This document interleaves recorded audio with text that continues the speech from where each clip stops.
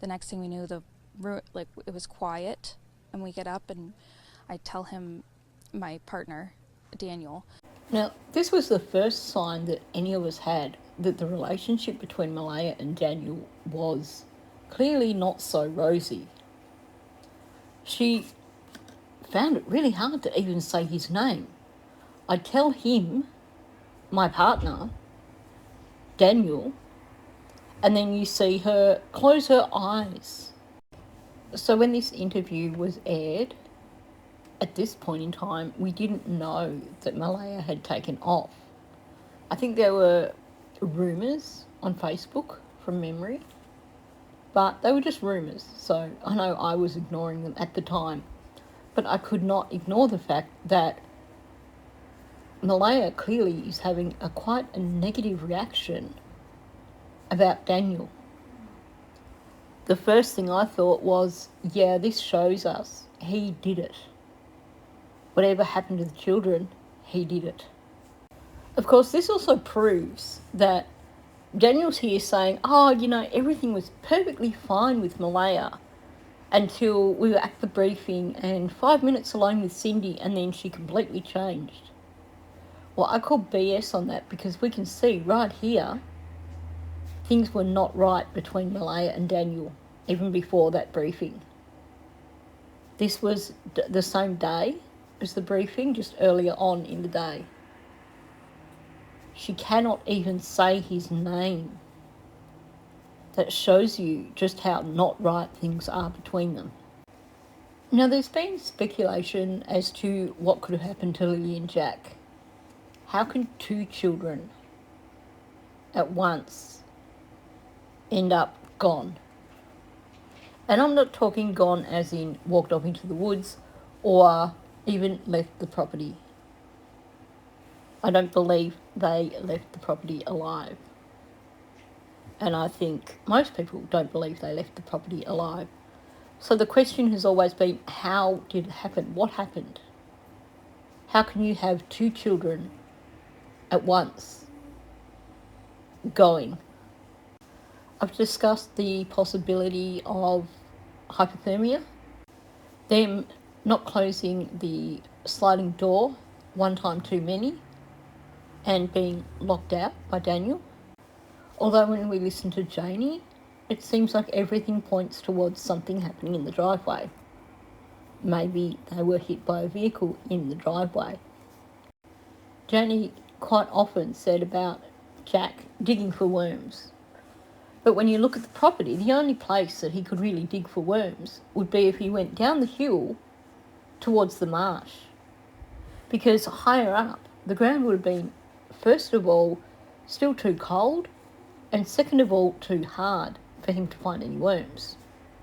I spoke about Lily and her "Come on Jackie, let's go" in a recent video where I speculated that based on what Janie was actually saying, and based on her talking about when they go in the woods, Jack would dig in his heels and refuse to come, and she'd be like, "Come on Jack, let's go, come on Jack." So my speculation was that actually Lily was trying to call Jack back from wherever he was. Jack was somewhere where he was not supposed to be, and Lily was being the protective big sister. So is it possible that Jack was headed down the driveway, headed down the hill to go dig for worms, and Lily was calling him back, and there just happened to be a vehicle moving in the driveway at the wrong time? Wrong place, wrong time. There's been speculation that the children may have gotten into treats belonging to Malaya and Daniel that children should not have access to. And while that certainly is plausible, to me it seems that everything points towards whatever happened to these children occurred outside. Unless, of course, we have a situation like what I believe is quite possible with Summer Wells, in that when they came back from the trip from town, the children never got out of that car themselves. The problem with that, of course, is that we have Cindy saying that she Facebooked them or FaceTimed them that afternoon. And of course, had something happened that early in the afternoon, I think the car trips would have been before midnight, not after midnight. I do think, though, that whatever the situation, however it happened, that at the centre of it is Daniel Martel. My question is, was there something that was a catalyst? Did something happen beforehand that led to the event? So I'm actually going to start with audio from Janie first of all. And then I've got some clips from Daniel that I think are significant. So let's listen to some Janie audio. What went on between Lily and Daniel has nothing to do with me. I live here in the camper. They live in the trailer. What went on in there is none of my business. Now, first of all, she is incredibly defensive here. You don't hear her saying, oh, it was just a usual couple, the occasional spat. Nothing really much other than that. No, it's what went on between Malaya and Daniel is nothing to do with me. I live in my camper, they live in the trailer. What went on in there is none of my business. Note that she's not talking in hypothetical terms. It's not, if anything was going on between Malaya and Daniel, it's none of my business. Or if anything went on between them, I wouldn't know because I don't live in there. No, it is what went on. This thing that actually happened. She has said that twice. What went on between Malaya and Daniel, and then what went on in there. And it's like, it's got nothing to do with me. It's none of my business.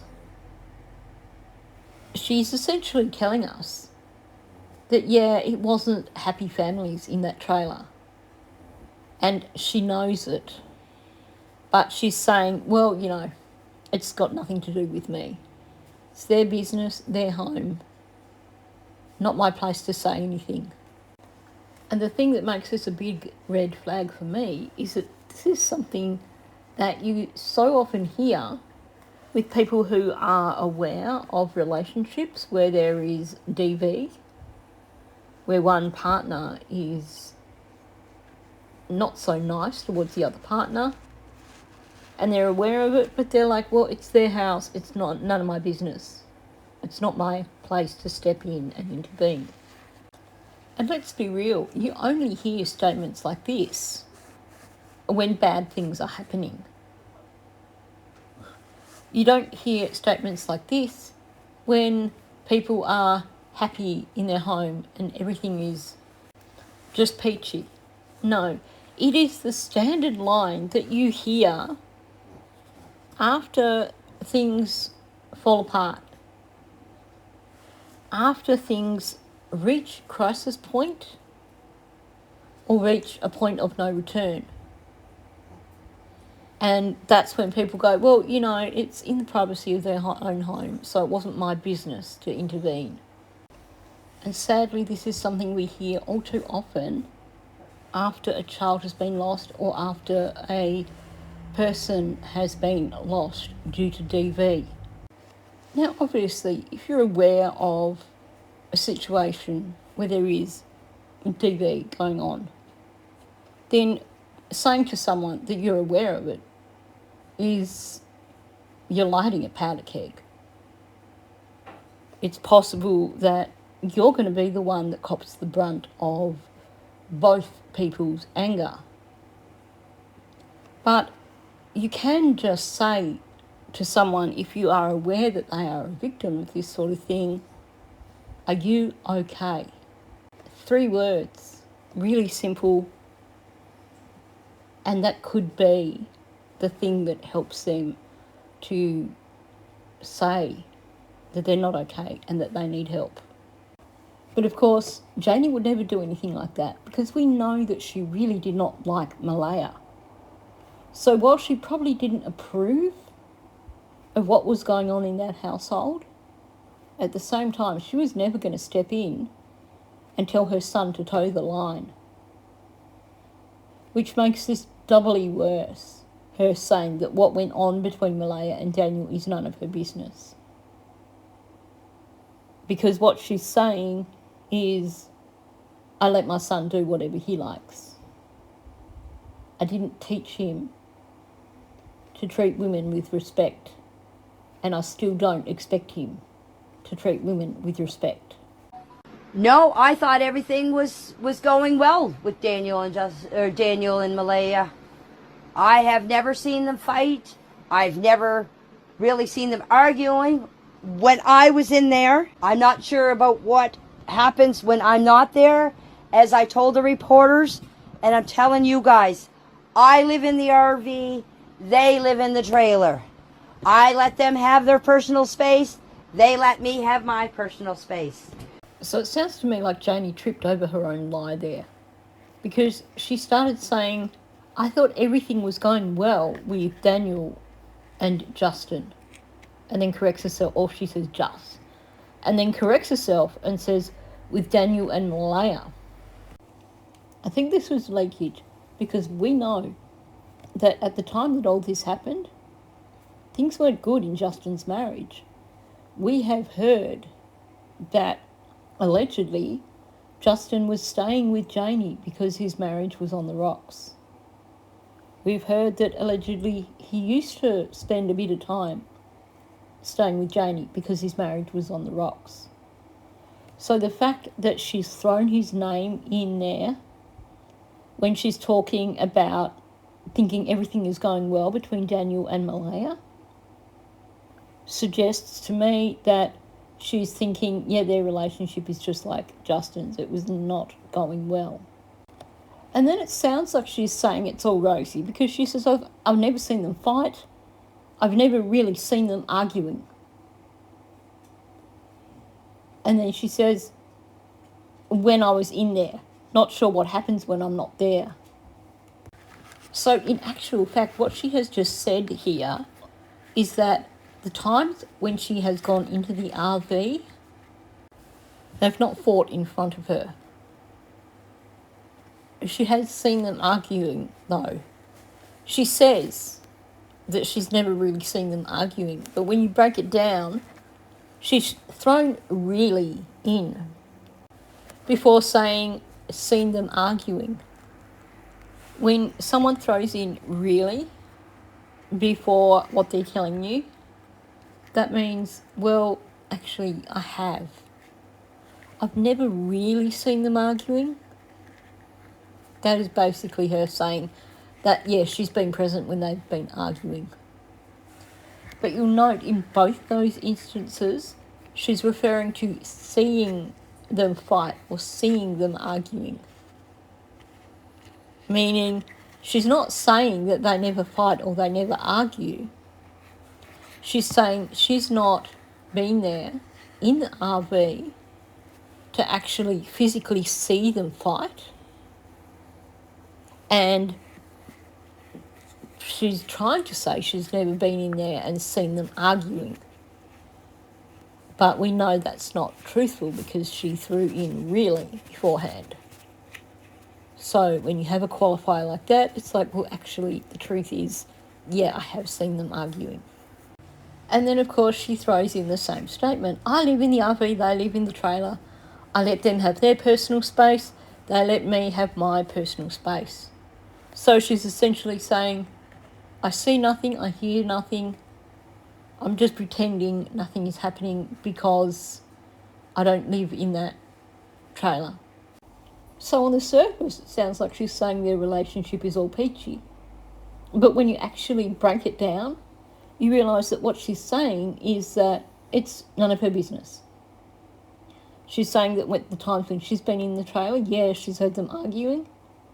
She's not seen them physically fighting when she's been present.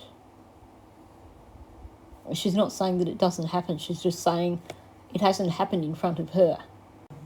But of course, her throwing in that qualifier at the end, that basically she lets them have their personal space, they let her have hers, that to me says that she knows full well what goes on in that trailer, and she was just turning a blind eye.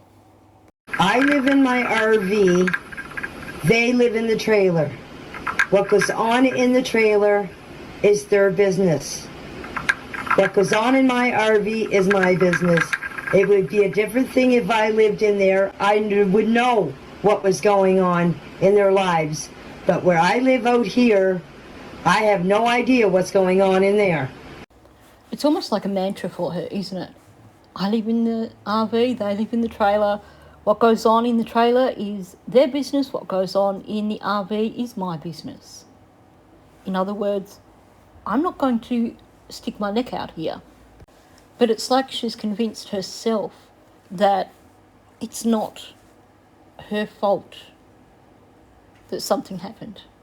It's not her fault that things weren't good in the trailer and that it wasn't her place to intervene. And again, it's something that you wouldn't need to say unless something bad was happening, in which case it is like trying to justify not doing anything. Oh, it's none of my business, I don't live there. And then she makes this statement which is totally pointless. It would be a different thing if I lived in there, because I would know what was going on in their lives. And she goes on with, but where I live out here, I have no idea what's going on in there. She is going to extreme lengths to convince people that she couldn't possibly know what was going on inside that trailer, because she didn't live in that trailer, she lived in her RV. Now, while she's heavily protesting that it's none of her business what was going on in that trailer, she seems to have forgotten that it's her property. So, if things are happening on her property that shouldn't be happening, then yes, she is responsible to some degree. But not only that, there's some major leakage here. I'm just going to replay one part of the audio for you. I would know what was going on. I would know what was going on. I intentionally brushed over that when I was doing the first explanation because I wanted to replay the audio for you rather than try and explain it. Major leakage here. She has slipped up and she has said she knew what was going on. And then she corrected herself. So that was her trying to say that it would be a different thing if she actually lived in the trailer. In other words, she was trying to say, well, I couldn't possibly know anything because I don't live in the trailer. But she screwed up and said, I knew, in terms of I knew what was going on. But then quickly corrected herself to I would know. So she's admitted here that she knew exactly what was going on inside that trailer. And let's be real, at the very least she had to have seen the bruises and black eyes on the children. And you can't tell me that Malaya never had bruises. For all we know, Malaya probably got black eyes as well.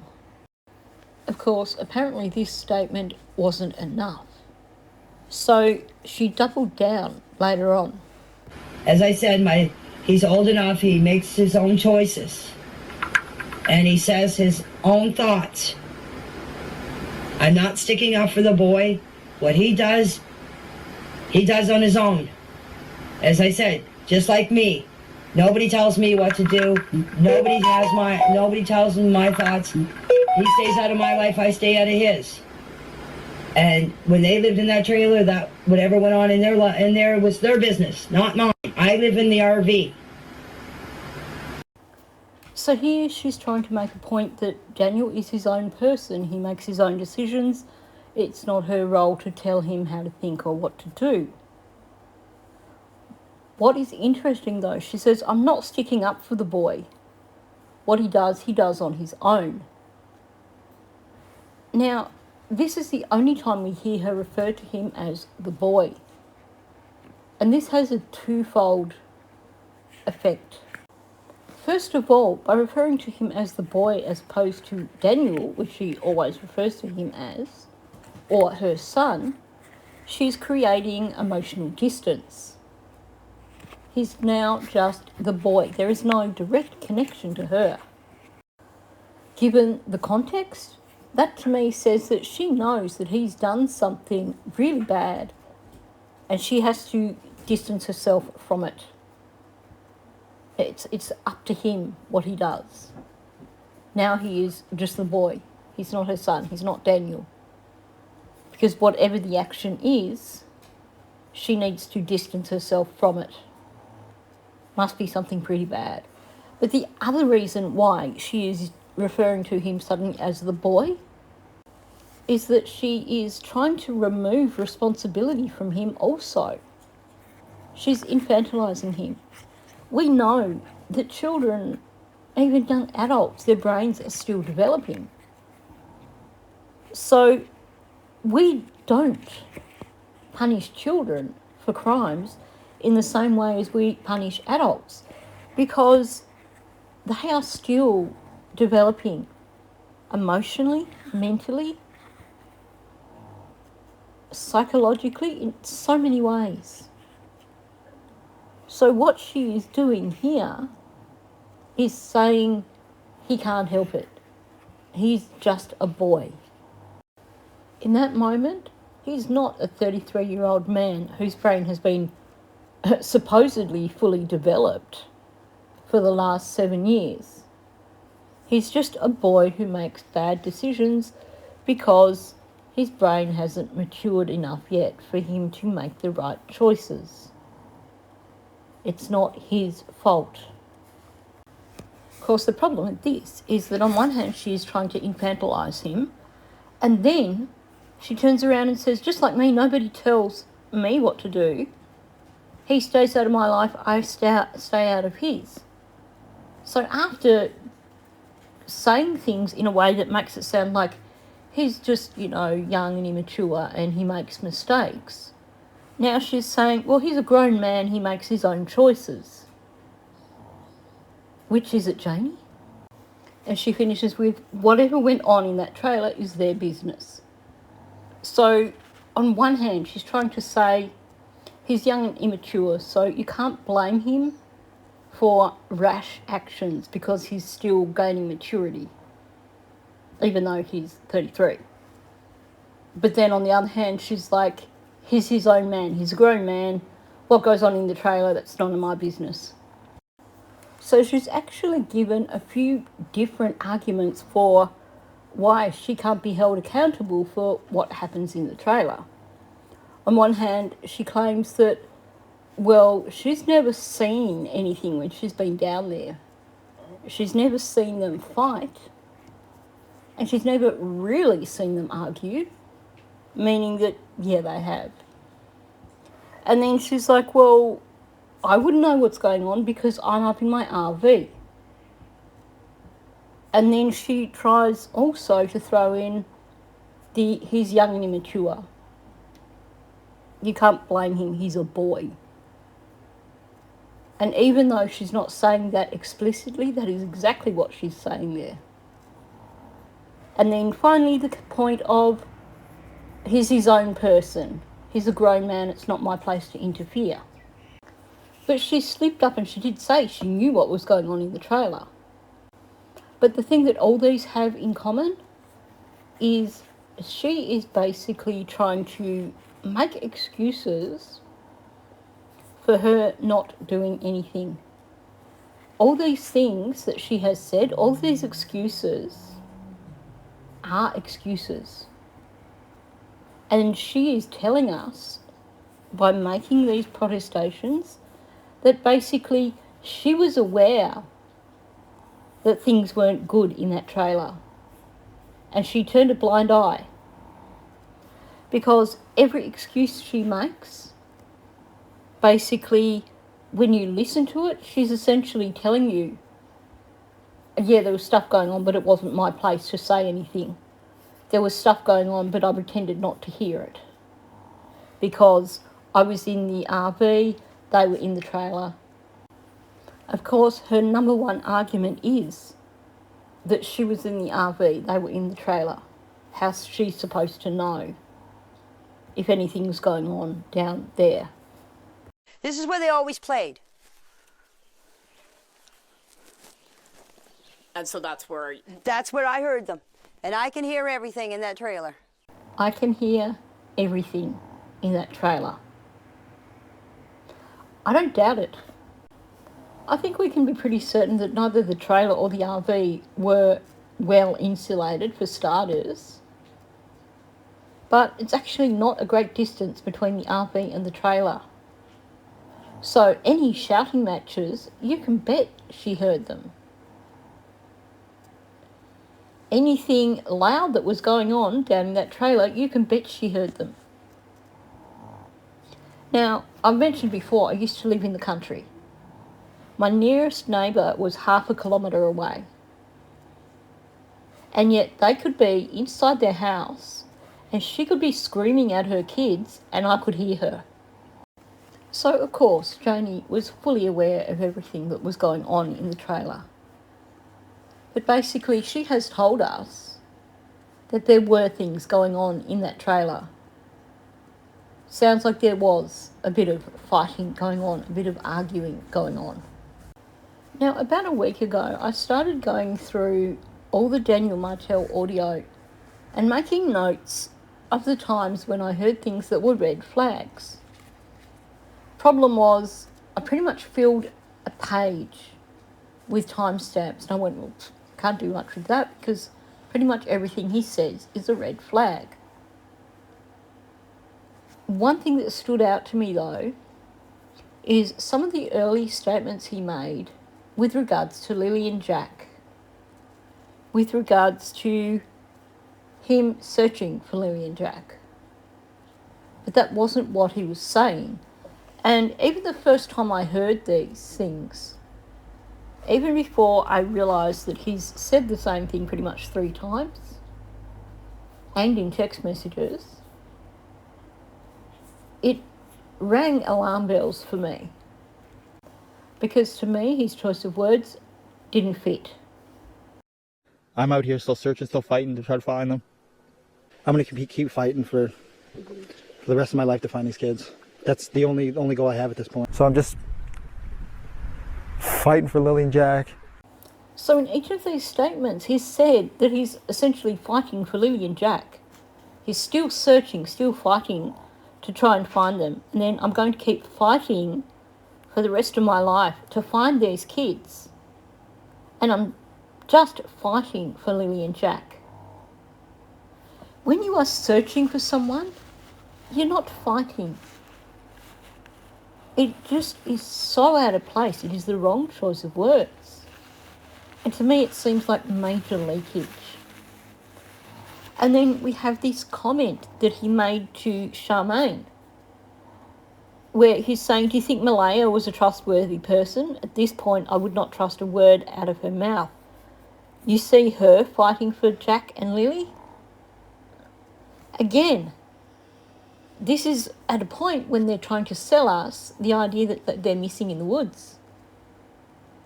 He's the one like, oh, I'm the one that was out searching, not Malaya. I'm the one doing interviews, not Malaya. Now, yes, some of us content creators talk about fighting for justice for Lily and Jack. But if we were talking about searching for Lily and Jack, you wouldn't hear us talking about fighting to try and find them. And what's really interesting is that when he starts talking about her family, he says not one person in her family speaks to bring the kids home.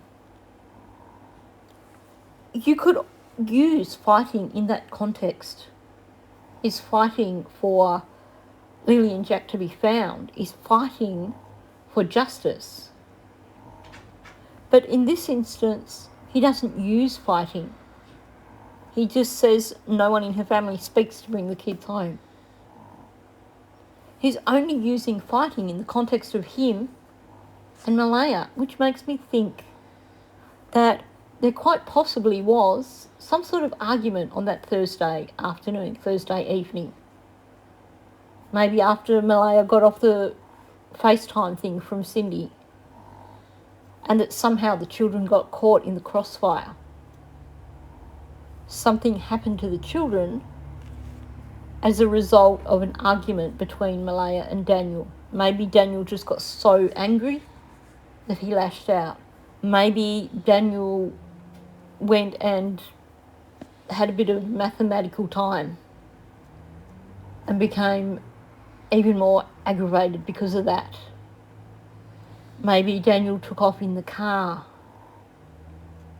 and was in such a rage that he didn't see the children on the driveway. Maybe they had a fight over the children not shutting the sliding door, and Daniel decided he was going to teach them a lesson, and Malaya, because they'd been fighting, was too scared to stand up to him. We know they were under financial stress, for starters. Janie has essentially said that there were arguments and fights in the trailer, but that it wasn't any of her business. By Thursday afternoon, Thursday evening, they had made trips to town 2 days in a row with 3 young children in tow. Sounds like they had to go to several places. Now, if you've ever been somewhere with children, they get ratty, they get tired, they drive everyone bonkers once they get tired. So it is quite possible that from having to do running around for 2 days, that stress levels were to the max. Maybe the kids were so overtired that they were hyperactive and crazy in the way that kids go when they are overtired. Maybe, given the level of financial stress that they were in, maybe there was an argument over how much money was spent over those last 2 days.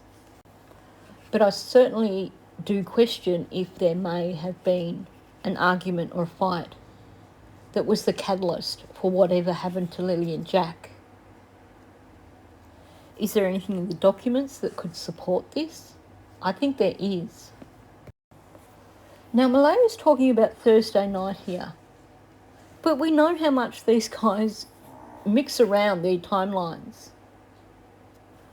What she has said here is that on Thursday night she went to bed and Daniel stayed up. He was supposed to clean the house for her, but it wasn't clean when she got up, so she doesn't know what he did. And then she said she wasn't woken up throughout the night and doesn't know when Daniel came to bed. If we shift this back to Wednesday night, is it possible that he stayed up and he was meant to do something around the house for her and he didn't bother? And that set the tone for Thursday. Because her saying he stayed up, he was going to clean the house, but it wasn't clean and she doesn't know what he did. That sounds like a trigger for an argument. And that sounds, the way she just says it there, makes me wonder if that is something that is a frequent occurrence. Malaya deciding she's going to bed now. Daniel's like, I'm staying up. And she's like, well, could you do this thing for me while you're up? And instead he goes into mathematician mode and doesn't do anything. And then she gets up in the morning and nothing's been done. It certainly does point to it being a source of tension between them, the fact that he didn't do anything around the house. There's also that other spot where she mentions that he does these things for Janie. He does fences and stuff for Janie. And that's how they get to stay there rent-free. So was this a bone of contention between them? That he'd happily do all these things for Janie and nothing around the house? So again, going back to Daniel claiming that everything was fine between them until Cindy butted in. And they had this 5-minute conversation in the ambulance, and then all of a sudden Malaya's like, I have to leave. Well, now we have Malaya here saying that she was up late Friday night. She put Meadow to bed and then stayed up. Daniel came in and just went to sleep. She thought he was tired from searching all day. So what she's saying here is that he was out all day Friday And Malaya told Belinda that he was out all day Friday and Saturday. Was he deliberately avoiding Malaya?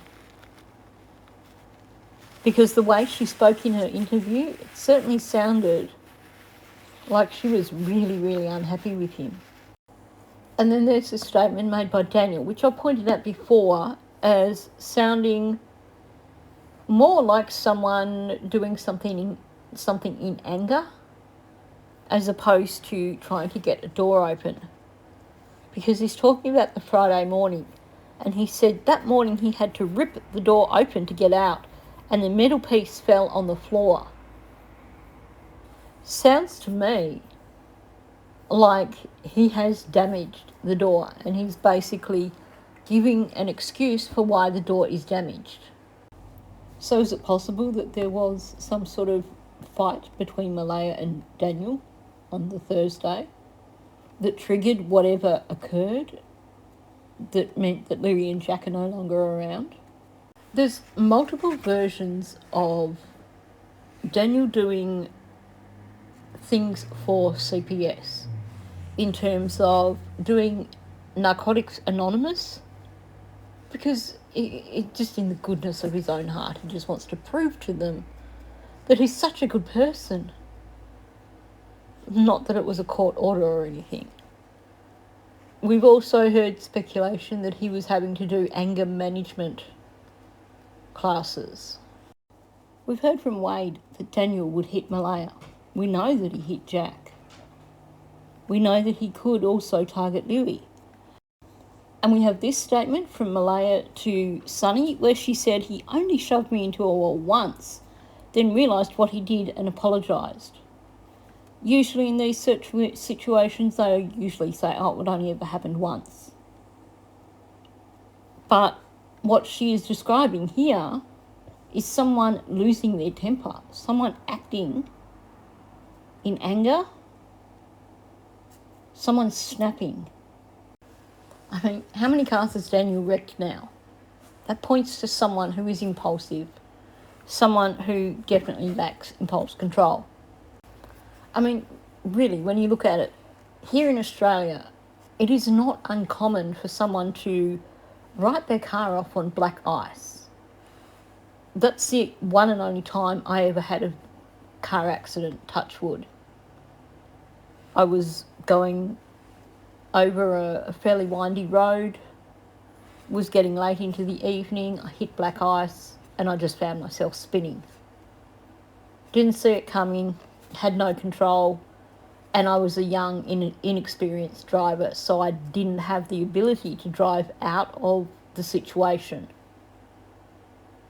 Because in Australia, you don't get a lot of ice or snow. Well, actually, in Tassie, where I used to live, yes, you got a lot of ice.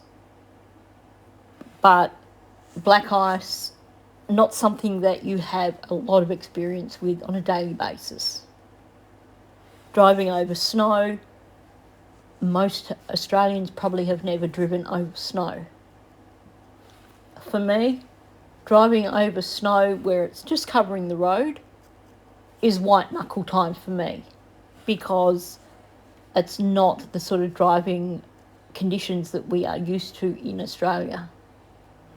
But you are talking Nova Scotia, where they get snow every year, where they get icy roads, far more, I would imagine, than what we got in Tassie.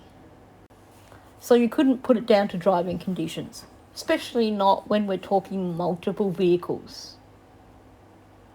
I only ever once stacked my car because of black ice, because I learnt after that. And I became very careful about how I was driving when I knew the conditions were going to be icy. So we have a lot of things here that point towards Daniel having very low impulse control. Daniel having a very short fuse. So is it possible that whatever happened to Lily and Jack, the catalyst was some sort of argument or fight between him and Malaya, which escalated to Daniel basically losing his temper and either acting out towards Lily and Jack or doing something that basically impacted on Lily and Jack, such as going out, jumping in the car, going to take off down the driveway but not realising that the kids had been down getting worms. Janie is certainly pointing towards things being kind of rough in the trailer. And Daniel has this leakage. Every time he talks about Lily and Jack, he talks about fighting for Lily and Jack in terms of searching. Now, searching and fighting shouldn't be in the same sentence, really. They just don't fit together. Like I said, there were plenty of factors that could have led to a fight between them or an argument between them. 2 days in a row, heading into town, spending time at her grandmother's place. We know that Daniel was apparently cranky on Wednesday night because they got home late. And his comment to Janie was something like it wasn't his doing. So it sounds like he wasn't impressed over how late they got home. And when you look at the places they went to, the things they did, then I could imagine that causing a bit of stress in terms of how much money was being spent. You add tired, ratty kids into the mix, and you have a powder keg. So I'm looking forward to reading your comments on this, see what you think about this scenario. Do you think that this could have been the catalyst for whatever happened? Because we know that when anger takes over, that is that caveman part of the brain that's working. And the ability to think rationally, to consider consequences, basic judgment goes out the window. Even spatial awareness goes out the window. Your focus on your gross and fine motor skills can go out the window. And we've seen Daniel is more than capable of acting in anger, acting impulsively, rashly, without thinking or even paying attention to what he's doing. So I'm going to finish it there. Thank you for listening. I'm really keen to hear your thoughts on this. See what you think. See if you think it is a plausible scenario. Now, if you are new to my channel, please subscribe. I'm trying to reach 7,000 subscribers, so you can help me get there. Also, please hit that like button, gets these videos out there into the algorithm, and please do leave a comment below. I would really like to hear your thoughts on this. So thank you, and I'll catch you in the next one. I've been to wonder